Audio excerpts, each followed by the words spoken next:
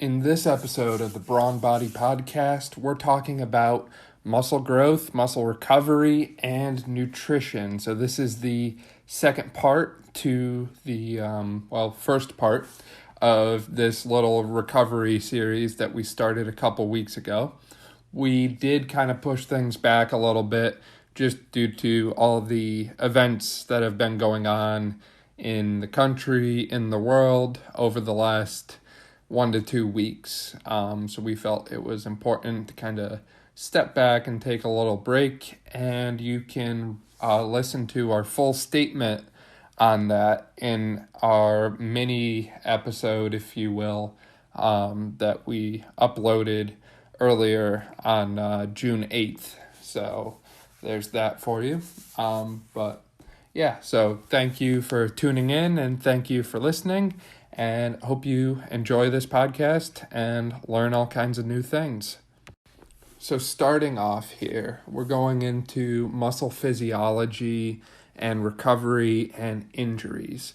So someone mentioned when they were listening to the first episode that they wanted more information on the physiology of exercise as far as it relates to the muscles. So to touch on that, exercise literally damages the muscles. You've probably heard the expression, you burn yourself down to build yourself back up. And that holds true with exercise. Exercise is literally damaging and causing micro tears to accumulate within your muscles. So, you're going to see things like swelling, soreness. You might see reduced strength. So, for example, if I go in and do my 1 rep max bench press today, and then tomorrow I go back and try it again, odds are, that tomorrow's numbers are going to be lower than today's numbers, because pushing yourself to that level, to that extent, is really going to damage the muscles. So that's one thing we try to do when we program, is we typically use like a split training split. So, you don't work arms Monday, Tuesday, Wednesday, Thursday, Friday. Or maybe you do. Maybe you're someone who, arm day is every day. But, we try and mitigate the risk from overtraining. So again, using split type approaches or incorporating rest days on occasion, that sort of thing. So the things that I look for as a trainer and a student physical therapist to monitor, recovery status, to make sure, when we're training, make sure we're not going too hard, too excessive. We're looking at soreness. So you've probably heard of DOMS, or delayed onset muscle soreness. And for most people, that's normal, especially when you start a new program. You're probably going to experience some DOMS if you aren't in the gym right now. I know a lot of fitness centers are just starting to reopen from quarantine. So, when you get back in the gym for your first week, first time benching or barbell squatting or whatever in, 3 months, you're probably going to experience some of that DOMS kind of feeling. And that's normal for, 48 hours. I'll even go out and say 72 hours, 2 to 3 days. However, there's cases where we see soreness that lasts 5 days, 6 days after exercise or activity. And that's not normal. We don't want that. So, part of the ways that we can help prevent that from occurring is effective recovery, which was what the first half of this episode was all about. Stretching, foam rolling, sleeping properly, just making sure we take care of ourselves, because we know exercise is good, but exercise, like anything in excess, can be bad, especially when it's coupled with a lack of recovery. So now I want to get into a specific application example of that with running and other activities, but specifically we're going to hone in on running. So muscle tissue itself, as we just said, is broken down as a result of exercise. So if you have excessive muscle breakdown, you have what's known as rhabdomyolysis, which is actually a life-threatening condition of muscle breakdown. And it's typically seen in the summertime because it's warmer, it's hotter, people are exercising outside in the heat. So just be aware of that and make sure you're hydrating. Listen to your body. If you're really feeling it, if your workout is really painful, it might not be good to push through it when you're considering, summertime and the heat and the rhabdomyolysis condition. And now honing in on runners, like I said I would, because running is the most popular activity that people do. And it's also the most common way people get injured when we look at exercise. And when we talk about strenuous, prolonged exertion in the heat, running kind of comes to mind for that. So you have to be aware of the rhabdomyolysis as well. But I'm going to start by saying one thing. I am all for running. I am all for endurance training. I will advocate people do that any day of the week. You look at America, and cardiovascular disease is basically our number one killer. And endurance training, running, all these things can help to offset cardiovascular disease or reverse it entirely. So I'm all here for running, but I'm here for running properly. When we look at people who run, a lot of runners don't run properly. So I'm going to start by referencing a review from the British Journal of Sports Medicine. And they looked at 250 women, so 250 female runners, who at minimum ran 20 miles a week. So about, 3 miles a day, 7 days a week at minimum. Now, that's a pretty low number, because I've seen competitive female athletes who run 60, 70, even 80 miles a week. And I've seen male runners running 100 plus miles a week, which I don't even think I drive that much, to tell you the truth. So there's a big difference between the cut for this study and the amount of running we see people do. So the study looked at injury rates, and in a 2-year time period, 60% of the runners were injured to the point where they needed medical attention. So if they had 249 participants, we said about 144 needed medical attention.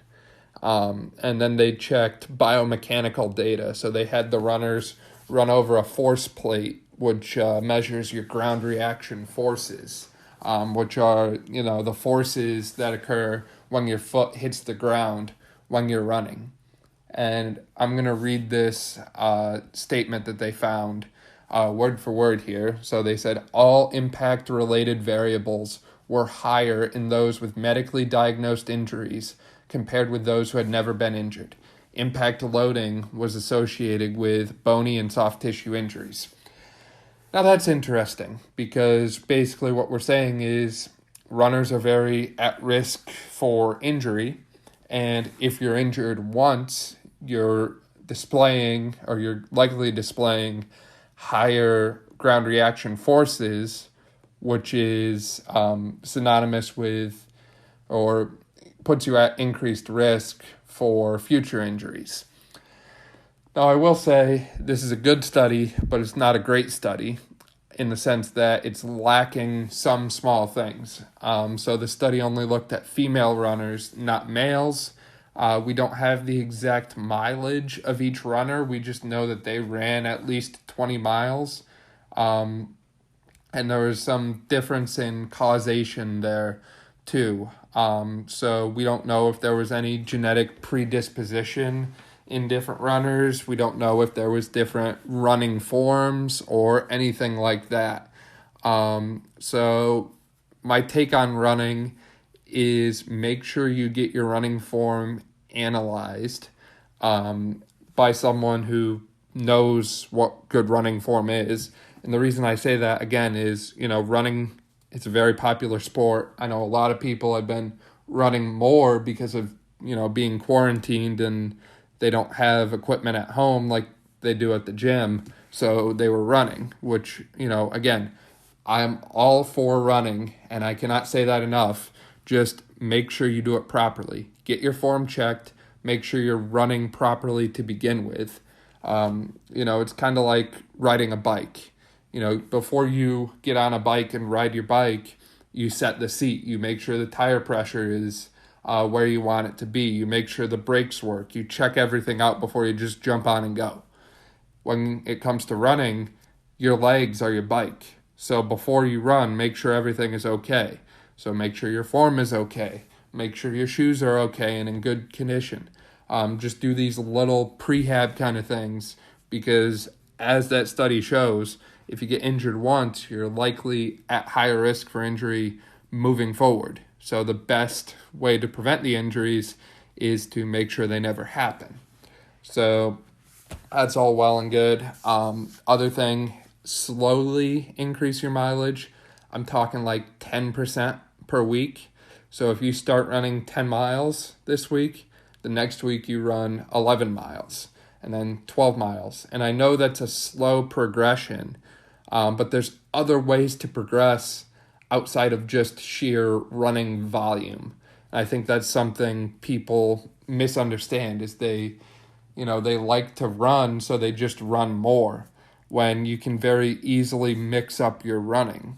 So what I mean by that is I don't run 20 miles a week. I do a couple, slower runs, 3 to 4 miles, but most of my endurance training is high intensity, short distance. So either hill sprints, or you probably saw the video of me doing the hill sprint, dragging the 250-pound tractor tire up the hill. So, a resisted hill sprint. I do walking lunges up the hill. So, I'll try and accumulate half a mile of walking lunges. And I'm telling you, running is, to me anyways, it can feel easy depending on the distance. So let's say we're talking about running a mile versus doing walking lunges for a mile. If you do a mile walking lunges, your legs are dead. If you run a mile, if you're in decent shape, average shape, odds are you're doing okay. You could probably keep going. So just finding ways to not necessarily increase the distance, but modify, how you're working at the distance you're at.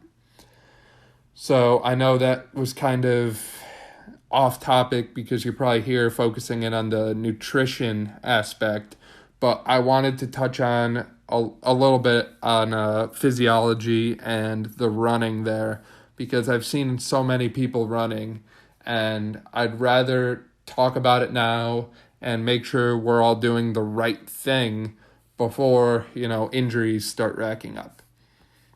So diving into nutrition now, I'm breaking nutrition up into 2 segments here. So we're going to start with pre-performance nutrition.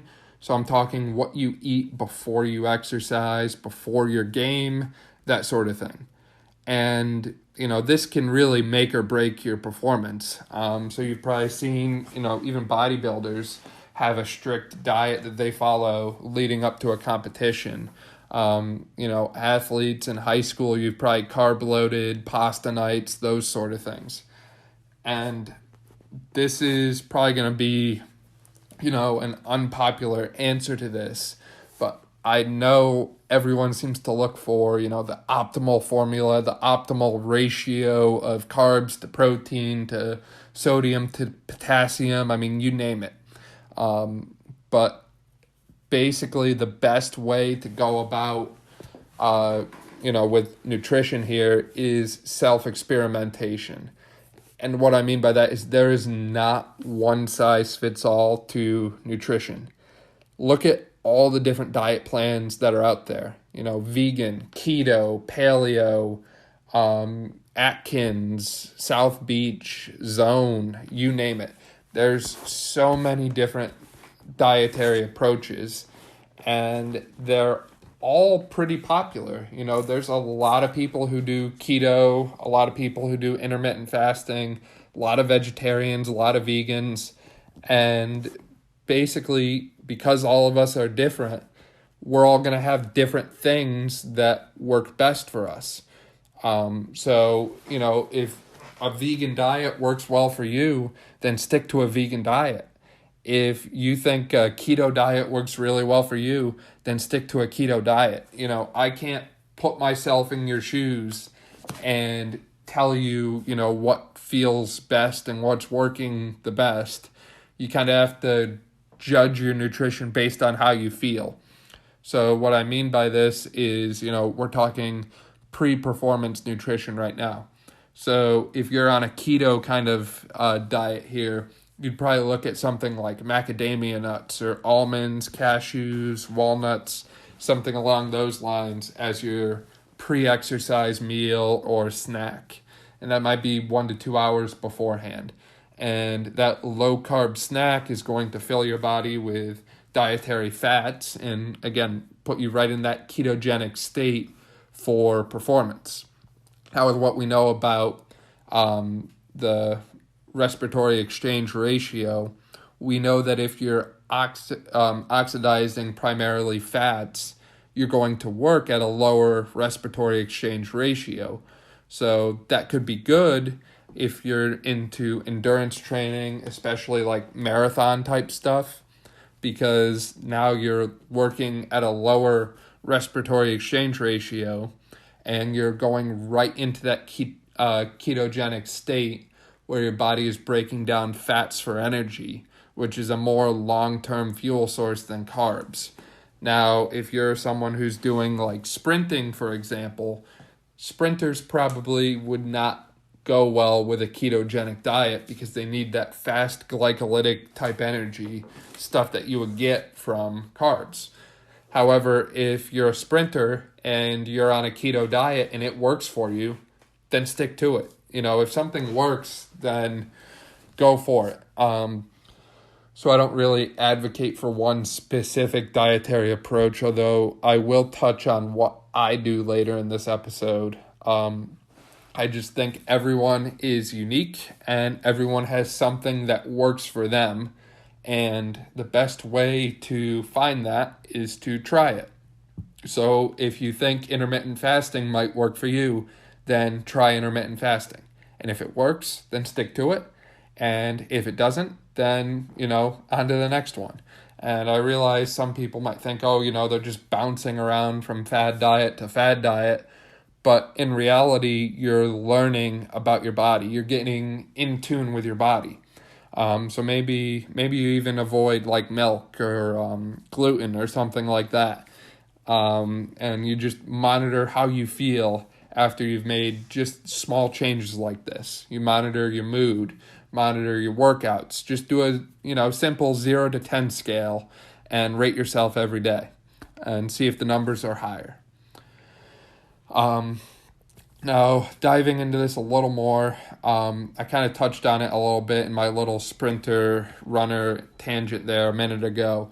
But in general, when you look at the books, carbohydrates prior to exercise will improve performance. And what they mean by that is when you eat carbs about, say, an hour before exercise, you're going to have more plasma glucose available in your bloodstream, so more energy available. However, like I said before, this doesn't work for everyone. So when I played soccer, I started each practice and game with a granola bar or a bagel, probably 50 to 100 grams of carbs. Granola bar is probably closer to 20. But I didn't feel good when I was running and moving around.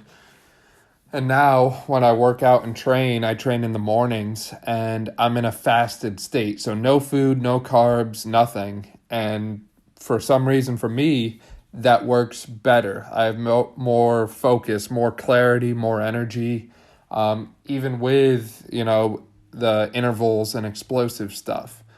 Again, there's a lot of individual variability with this. You kind of have to play around and see what works for you. For some people, it's going to be, that carbohydrate snack before they work out, some kind of bar or fruit even. And that could be, consider the timing, 15 minutes before, 30 minutes before, an hour before. I know different companies even make bars specifically as a pre-workout, and I mean a snack bar, granola bar, energy bar kind of thing. So you could look into those. Some people like to do a protein shake before they work out, or some people like me don't do anything. And then others still prefer a drink or supplement, and I'm going to touch on those in a minute. But in general, when you're looking at any kind of pre-exercise, pre-workout kind of thing, consider, the timing of your snack. So we just touched on that. Is it 15 minutes before you work out? Is it an hour before?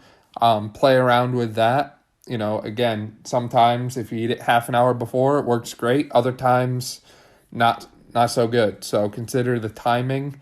Consider the quality of what you're eating. Are you eating a natural, whole foods based product? Or are you eating something artificial that came straight from a lab? So consider that. Consider your emotional state too. So your mood and emotional state can really impact how you perceive things. It can impact how your body breaks down and digests food. And with that, consider the flavor of your snack or drink or whatever it is you're going with. If you're drinking a pre-workout drink, for example, and you absolutely hate the taste of it, odds are that's not going to carry over too well for your workout. So just different things to consider and play around with. Again, you have to self-experiment with this stuff. As always, consult your healthcare provider before you dive into any of that, though. So on the topic of pre-workout supplements, I do drink a pre-workout supplement. Not every time I work out, sometimes. But it is free from what I call the big three. There's 3 artificial ingredients that I will not buy anything with the product or with these in them. So these ingredients are artificial colors, artificial flavors, and artificial sweeteners. And again, if a product has these, I don't care if it's a bar or a drink, whatever, I automatically rule them out. And I realize this is going to rule out 90% of pre-workout drinks. And I know it's a little bit of a struggle, but I think it's better to avoid them. So artificial colors first here. They might come up on your supplement label as red 40, yellow 5, yellow 6, blue 1, other different things like that. Basically food coloring. And, when you shake up your powder, it's going to turn the water that awesome color. However, evidence exists, and the FDA even admits that artificial colors contain carcinogens that can cause cancer, hyperactivity, and more. And there's research that even points to artificial colors causing allergic reactions. And I'll link to some of these different studies that find this in the show notes, which you can find on the Brawn Body blog at our website, brawnbodytraining.com. Now, I only buy supplements with natural food coloring. Sometimes you can find them without coloring, and they're just this white chalky kind of powder. But natural coloring typically comes from beetroot or spirulia. So the coloring comes from superfoods, and it's a legitimate nature source, so to speak. And I realize that, some people are going to say, there's not enough research if the FDA hasn't, banned artificial colors altogether yet. And I realize that more research is probably needed to determine all the effects of artificial colors on our body. However, what I see is that artificial colors are bad, and I haven't seen anything that says artificial colors are good. So, me just being rational, I'm going to avoid what's bad. So, moving on to artificial flavors now. The verdict is out on if they're safe or not. Many claim that they're safe. There's studies that say they aren't. But my thing with artificial flavoring is I don't really like the taste. For some reason, I can really taste when something is artificially flavored. It just tastes fake to me. And part of that, I think, is when I eat something, I'm all about the texture and the temperature and that sort of thing. So, like, if I eat a cinnamon roll, for example, there's something about the consistency and the temperature of one of my grandma's homemade cinnamon rolls, and they're really good, I really enjoyed that. And drinking a cinnamon roll protein shake is not the same because it's a different temperature. I'm not eating it. It's a different consistency and texture. It's just very different. And to me, I don't like the artificial flavor. Or going along with the drink there. So if you have a grape flavored drink, for example, odds are you can taste the difference between a Concord grape artificially flavored drink and grapes that you get fresh off the vine, or same with blueberries or anything like that. To me, I just prefer the real, legitimate, natural taste. This is a personal preference, and like I said, there's, a little debate on if they're safe or not. My personal favorite pre-workout, as far as flavor goes, comes in this natural strawberry lemonade flavor, and I'm telling you, it is absolutely amazing. I love that flavor combo, and the taste is phenomenal. So that takes us into artificial sweeteners. So again, this is another one, they're still debating, whether or not they're good or not. So there's a lot that we think we know about artificial sweeteners, and there's a lot we don't know. Most of the stuff we think we know relates to artificial sweeteners and cancer, and the studies have been very mixed on this. So the one thing I will say is most supplements contain sucralose, which is Splenda. It's cheap. It's 600 times sweeter than sugar. And I mean, it's in everything. Protein powders, drinks, it's in bars, everything. Now, the reason I avoid this is there is some pretty, what's the word I'm looking for? Sorry, I'm struggling for words right now. Well-known, well-respected, or good sourced, anything like that. Really good research on sucralose and its link to chronic inflammation via disturbing the gut flora. And what I mean by that is your microbiome. So the bacteria that live in your gut. And as we progress with this podcast and I get some more and more distinguished guests, I'm going to talk about the importance of the microbiome and the gut flora. There's some specific people I have in mind that I'm hoping to get on to talk about that. But essentially, everything is tied to your gut. So if you have issues with digestion, it can impact your nervous system. It can impact your muscles. It can impact your emotional state. So many different things. So sucralose harms the normal gut flora, so the normal bacteria that should be in your gut that help you with digestion and all that sort of stuff. And there's a strong link between your GI tract and inflammation. So there's different kinds of cell-to-cell junctions in your GI tract, and certain things can cause those junctions to expand. So one, I don't have a link for this in the show notes, but if you want to see some sources on it, or if you want to just Google it, either way, is gluten, and it's tied to expanding those cell-to-cell junctions in the GI tract.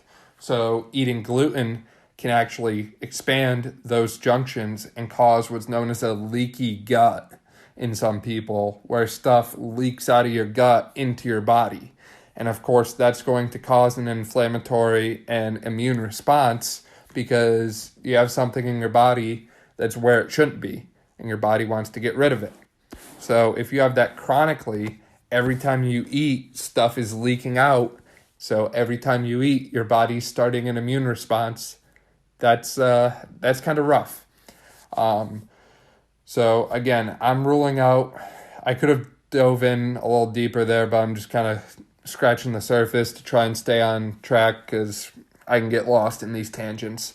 But again, these are three things that I use to rule out pre-workout type drinks and supplements and stuff.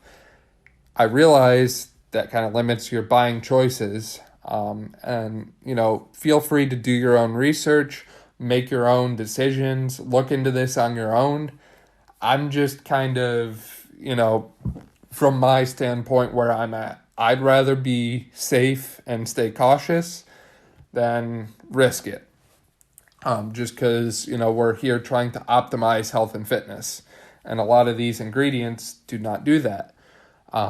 So one thing I will say to look for, because I said what not to see in a pre-workout drink, things you should look for are the arginine, citrulline, beetroot, something along those lines. And the reason I say that is arginine, citrulline, beetroot, all of those play into the nitric oxide cycle. So the beetroot is high in nitrates. Arginine and citrulline are both components of the nitric oxide cycle. And basically the nitric oxide cycle is tied with your urea cycle, so producing urine. So it all starts, I'm going to go through this in detail here. So we're going to start with arginine, which is an amino acid. Arginine will be converted to what's called orthonine, which that process also produce urea, so important for urine. So arginine goes to orthonine, which will then be converted to citrulline. And from there, it'll go to arginosuccinate. So that's the urea cycle half of this, is arginine to orthonine to citrulline to arginosuccinate. So you can see how arginine and citrulline, as components of the urea cycle, play in there. I'm not done yet, though.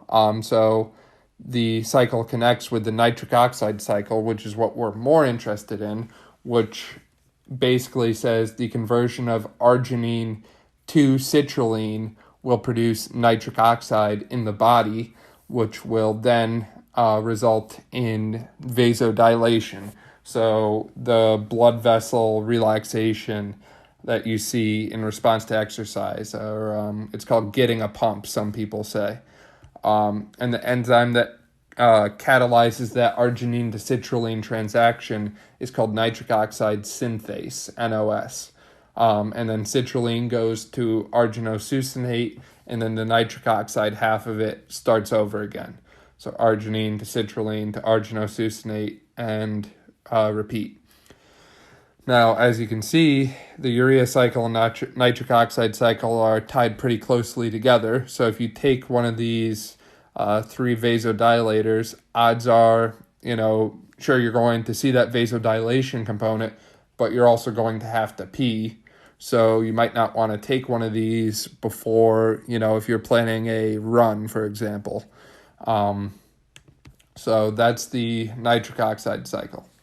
And that's pretty much all I have right now for pre-performance nutrition. I realize I could go deeper on a lot of this stuff, and I realize some of you might be looking for, specific numbers, specific things like that. And again, it's mostly self-experimentation. Find out what works for you.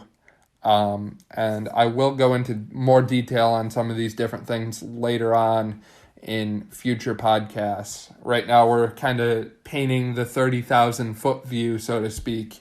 So then when we get to those more narrow topics, it makes a little more sense. So with that, we're going into post-workout nutrition now. So what you eat after your workout is also, self-experimentation. What works best for you? However, this is where I'm going to go into what works for me. So after I work out, I drink 5 grams of creatine monohydrate. And in the future, there's going to be a whole podcast episode all about creatine. So stay tuned for that. But creatine is proven. It is safe for most people. It is effective. Again, check with your doctor before starting it, like all supplements, like all things, and make sure you drink enough water. But I drink 5 grams of creatine monohydrate after I work out. And I'll fast because, again, I work out in the morning. So I'm fasted before I work out. I drink my creatine, no calories in that. And I'm going to fast until about 12:30-ish every day, which is when I have my first meal of the day. So that's about 18 hours, give or take, of fasting. And my brunch, as I call it, is essentially the same every day. I have a 4-egg omelet every day. I have a salad with olive oil every day. I have a cup of Greek yogurt, and I have a protein bar every single day for brunch. As long as I'm home and I can cook it, that's what I have.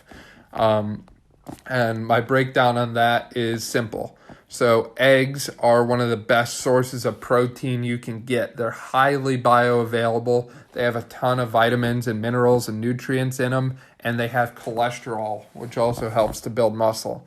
And I'll alternate what I put in my omelet. But one of my favorite things is spinach, because spinach also has a lot of vitamins and minerals that we see being important for building muscle. So I do that. I do the salad with olive oil. And my salad is typically either some kind of spring mix, or we grow romaine lettuce right in our garden. So we'll throw that in there, some carrots, different things like that. I usually throw a little Parmesan Romano cheese on there. I really like Parmesan cheese. And then top it off with some organic extra virgin olive oil. And the olive oil has been a big thing for me. I love the taste. I love I can't even explain it. I just have a real strong taste and enjoyment with olive oil. I put it on pizza, pasta, you name it. I love olive oil. And that has a ton of health benefits in itself. So, not necessarily for muscle building, but in general, this is kind of a low-carb meal. So, having some extra source of dietary fat, probably a good thing. And then my cup of Greek yogurt, I kind of bounce around on what type. I like Faya a lot. I might have pronounced that wrong. I like Dannon has the Oikos 000. I like some of the different grass-fed yogurts, and I really like the Icelandic Skyr. Again, probably pronounced that wrong too. But I like those different yogurts, and loading up with those probiotics to help your body digest while also getting a complete source of protein. So yogurt comes from milk, and because I'm eating Greek yogurt, which means they strain the whey out of the yogurt, all of the protein is straight casein. So you get this awesome source of high quality protein that your body digests real slowly. It takes hours. So a lot of people will drink like a casein protein shake before they go to bed at night to help them kind of get this trickle feed of protein throughout the night when they sleep. And essentially eating the Greek yogurt kind of does that for me naturally during the day. So there's kind of that trickle feed of protein throughout the day because I don't eat between lunch and dinner. I just eat lunch and then I eat dinner. And then protein bar, I'm very picky on my protein bars because I actually look at and read the labels extensively. Without going into too much detail there, just to try and, in the interest of time, my favorites are the Bulletproof collagen protein bars. Dave Asprey really hit a home run with that. I really like the chocolate fudge brownie flavor. That is 10 out of 10. And I'm not getting paid to say this. This is just what I like. I also like the Oat Mega chocolate brownie flavor. So that's a grass-fed whey protein bar. I think it's got about 14 grams of protein in it. Really enjoy that one. Those are like my top two, really. I've had Quest bars before. I think their flavors are kind of hit and miss. Some of their flavors are absolutely awesome. I love their chocolate chip cookie dough flavor, and some of them, for me anyways, are kind of a miss. But again, everyone's different. Everyone has different preferences, so, find out what works best for you.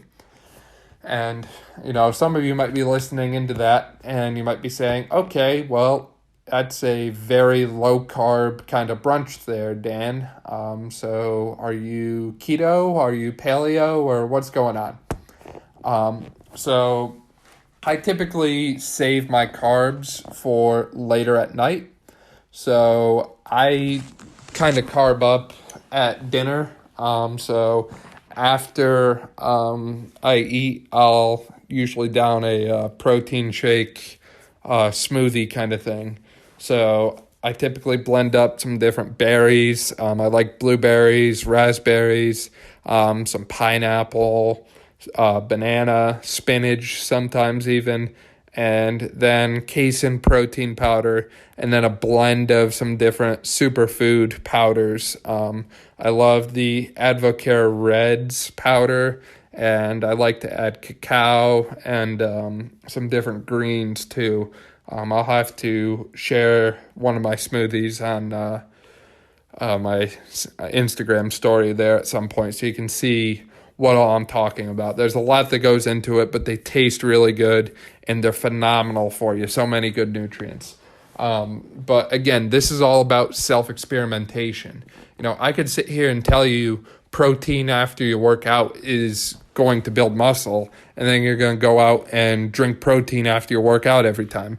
But in reality, it's all about finding out what works best for you. So for me, I don't drink protein right after I work out because I found that the fasting helps me feel better, stay focused, more energized, and more alert throughout the day. And to me, that's more important than getting my protein 10 minutes after I work out. And I'm still able to build a considerable amount of muscle and look, I'll just say halfway decent. You can judge for yourself on that without, following this strict code that you have to drink protein right after you work out. If you do that and you like it and you feel good, then continue to do it. Simple as that. But if you don't drink protein right after you work out and you don't want to, then don't. Just make sure you get enough protein throughout the day. And again, I realize that this probably isn't what you're looking for coming to this podcast. You're probably looking for research, studies, data, numbers. And I thought long and hard about this episode. And, I realized that nutrition is so different for people. What works for me might not work for you, and vice versa. So I'm not going to sit here and spit out a bunch of numbers that worked best for, this group in a study right now, because again, we're painting the picture. We're doing a 30,000 foot view right now. and we're going to dive into those deeper topics like creatine, like casein protein, like different things like that in future podcast episodes. So again, self-experiment, find what works best for you. Because again, if I was going by that whole protein right after you work out kind of thing, I would have never found that fasting works best for me. And again, it's what works best for you. It could be a vegan diet. It could be a paleo diet. It could be something totally different, something we haven't even heard of yet. So check into that. If you're out there wondering how to, say you're intrigued by what I was talking about with how I eat, I don't know if there's a set label for it, but essentially you're looking at intermittent fasting for about 18 hours a day, and then you're adding in a modified paleo or mini carb cycling approach because I cycle my carbs or time my carbs during the day. And I would say modified paleo because most of what I eat is very natural. Like I said, we get a lot right from our garden.